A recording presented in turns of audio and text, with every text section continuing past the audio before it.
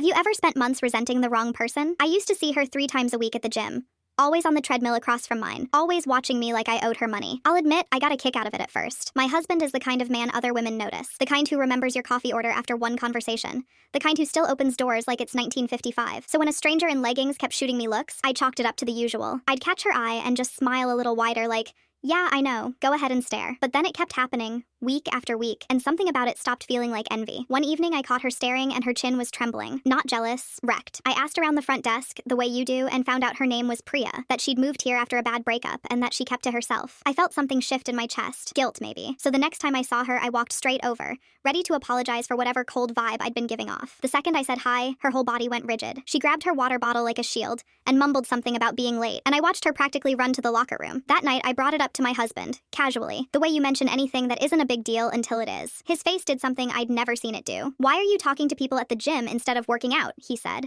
and his voice had an edge that didn't belong to him. When I started to answer, he cut me off, said he was just stressed about work, kissed my forehead, and told me to forget it. I did what any wife with a decent life does. I let it go, because letting it go was easier than the alternative sitting in my stomach like a stone. 2 days later, my son came home from his after-school program holding my phone. Daddy's friend called and left a message, he said. She sounded sad. I hadn't even realized I'd left my phone in the car with my husband earlier that morning. I pressed play standing in my kitchen with my son still in his backpack. It was her, Priya. Her voice was shaking so hard I almost couldn't understand her. She said she was sorry, that she didn't know, that she'd blocked his number 3 times and he kept finding new ones to call from, that she still had the messages if I ever wanted proof, that she hoped I believed her because she hadn't done this to hurt anyone.